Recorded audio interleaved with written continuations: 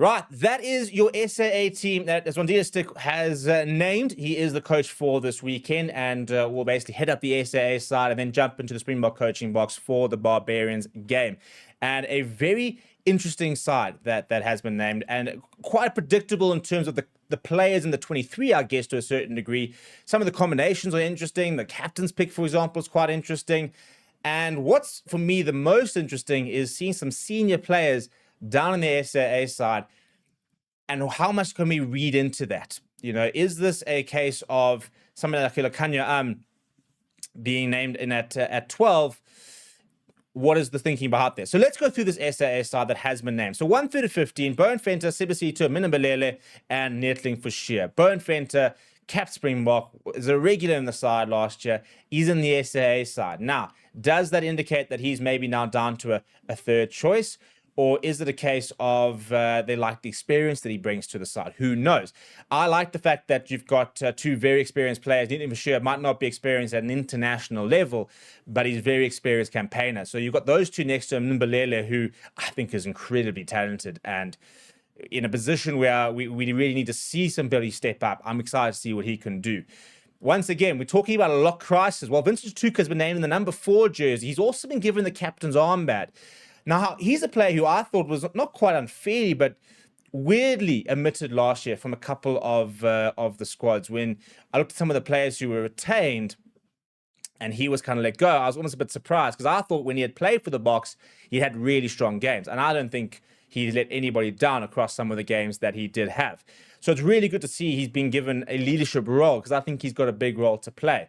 But also equally interesting that he's in the number 4 jersey. Ruan Venter was somebody that they wanted to try out. So they're definitely looking at the kind of lock convert into the number 4, because I just don't think the number 4s across the country have really stood up to the degree where the Bok management are happy with what they're kind of seeing. Ruben van Heerden dropped into the squad last week, gets to start in the number 5 jersey. You then got Emmanuel Tuka, Batabile Hlekani, and Pepsi Buthelezi. It's a really, really good loose trio. It's dynamic. It's a physical pack. You've got Chatuka, Van Heerden, Chatuka times 2, big players. Lekani's a big player. Interesting because you could have got him at number 4. You could have gotten and Chatuka to 7, for example. You could have basically just swapped those two out.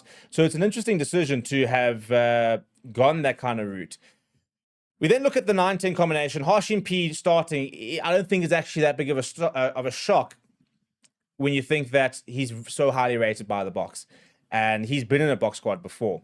Nico Steyn has obviously started ahead of him from a Lions point of view. And I think that we need to be very... I think we need to be rational when it comes to Hashim P's development, for example, where he's come from, what his situation is, and the opportunities he's going to get, because he is a tremendously talented player. But he's also a player who I think has got a lot of work-ons. Now, I think that him starting for the Boks next to Yakin Ahmed is a really big opportunity for him to show what he's all about. And I'm really excited to see how he takes that opportunity. Because I think the reason he hasn't quite gotten it as much as he'd probably maybe like, for example, at the Lions, also bear in mind he's 21 years old, is the fact that he is a bit of a live wire scrum off, but doesn't quite have the tactical news that maybe a Nico Steyn has, who's on the bench. But Yakin Ahmed, for me, is somebody who I'm really, really excited to watch. Like, if we're going to look at our top 5 players who, for this weekend, to keep an eye on, I think he's one of my top ones. Because he's a player who looks a different level. And that's what Hashim Pete, for example, looked at an under 20 level. He looked at a different level. And I'm really keen to see how he goes in the environment, because it's a position where we've obviously got much more depth than last World Cup, but we're always looking at kind of the next generation. Zekatelo Sidiaya has looked so comfortable at professional rugby that I think he's in for a big game. Yako Williams, as we all know, has got lots of pace. Leon Galume is somebody who has made the move from the Sharks to the Bulls. They really, really highly rate him. And then obviously you've got Marcus Muller as one of the most exciting sort of schoolboy talents in the last few years. Very, very highly rated. And he's next to one of the greatest centers we've ever produced in Lekanya. I think this is now or never for Lekanya. He hasn't been in the best of form in the last couple of years. He hasn't been in the form that he was pre-2023 World Cup. But we know there's a player in there. So I think this is one of his last opportunities to really show what he's all about. If we look at the replacements, Liam van Wyk, Oliver Reed, Henry Jacobs, it's a very young front row. Henry Jacobs, the more experienced one over there. You think of Ardre Smith, the very exciting Siba Mahashe, Nico Stade, Imad Khan, and Lorenzo Julius. So we've got two scrum halves on the bench there. That's an immediate thing that you'll kind of notice with Nico Stade and Imad Khan. Nico Stade can play a 10. And I think that is potentially what we might see. So once again, we might even see a surprise call at 10 in the SAA side. And Lorenzo Julius, I wouldn't say, if I were to do the video about the biggest losers, biggest winners, I find the fact that he's on the bench behind a Marcus Miller, he'll be frustrated by that. He'll really be upset given the fact that I think at one stage he was really coming through strongly and looking good for a potential debut.